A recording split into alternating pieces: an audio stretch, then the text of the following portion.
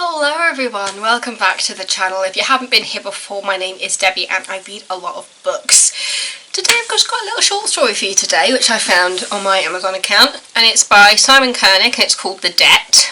It says it was a free digital only short story from the master of Race Against Time as well, and #1 best-selling author of Siege. At the beginning of the book, it basically says that he was told he could write it to advertise a car, which I thought was kind of brilliant. A debt is a debt is a debt. It's not your debt, it's your cousin's, and he's done a runner. So now the local gangland bosses have come to you for repayment. They are taking no for an answer, but they will take your fingers one by one if you don't get hold of the money very soon. You've got to think fast, you've got to act fast, and then you'll have to get out of here as fast as you can. But yes, as I said, it's a short story. I think it took me about 15 minutes to read it. Probably less than that actually, but I did read it in 2 sittings because I was reading it and then I had to go do something and then I had to come back to it. But even with it being extremely quick and, as I said, very short, considering it only took me about 50 minutes to read it, there was a lot packed in.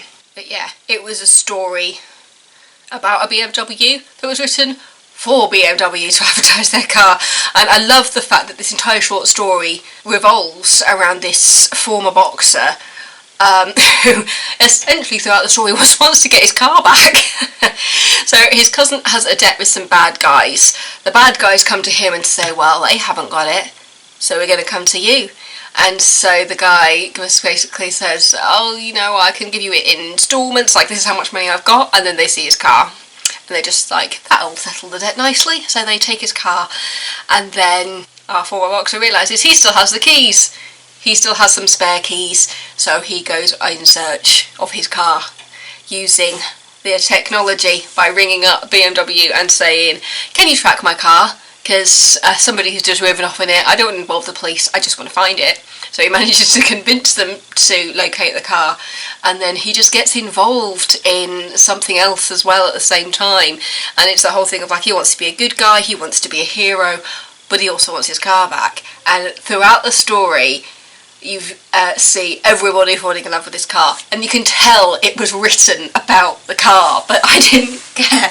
I think for a short story, I think it would be really interesting to see it as like a fully fledged story, because it's got everything you need. You've got the guy, you've got the debt, you've got the girl, and I think it would be interesting to flesh it out. I really did enjoy it, and I've never read any of Simon Kernick's work before this.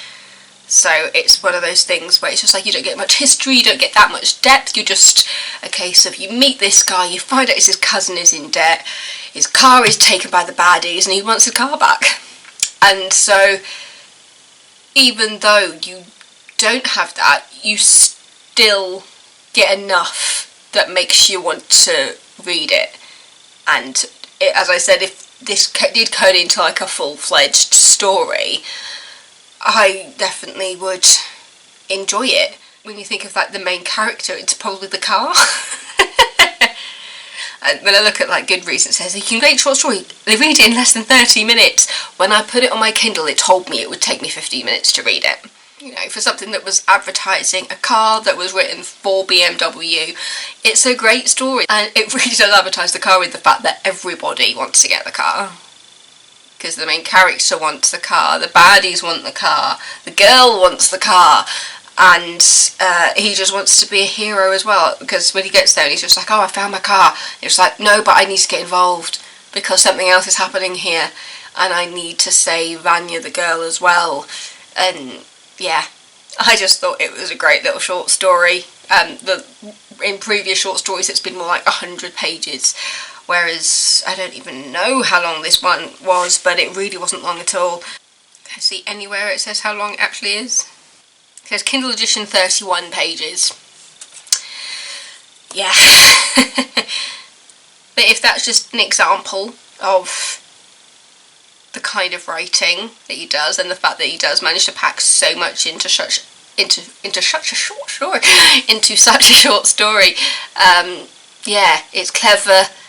There's a proper plot in there from straight away meeting your narrator to finding the backstory on his cousin and how he's gotten involved in trying to settle his cousin's debt, and then the process of obviously the car taken away, and what is he going to do to get his car back? Can he get his car back? But obviously it's advertising BMW, so they're just like, yep, it's got a tracker on it and he can find it.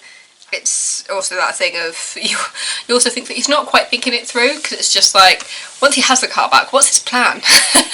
As I said, it was just a little short story. It was fun to read. It was written for BMW, about BMW, and it's very obvious, but I didn't care that it was an advert because it had a good story to it. I haven't even shown you the front cover for it. There you go. I've just accidentally turned my light on, because I always do on this phone. I don't know how. I keep knocking it. But yeah, it was a free digital short story that was originally written for BMW magazine, and then Simon Kernick himself decided he would release it to the masses, and so he did it as a short story on Kindle. I will, if I can, pop a link to where you can find it. I will search for you if you like Simon Kernick, a little bite-sized Simon Kernick novel here, which I enjoyed. I enjoyed it. It has a bit of mystery, and you're just there going, what are the lengths this guy's going to go through to get his car back, while also advertising the car, making people realise that actually everybody wants this car. Yeah, so thank you for watching. Don't forget to subscribe, and I will see you next time with another video. Mwah. Stay safe, everybody. Lovelies.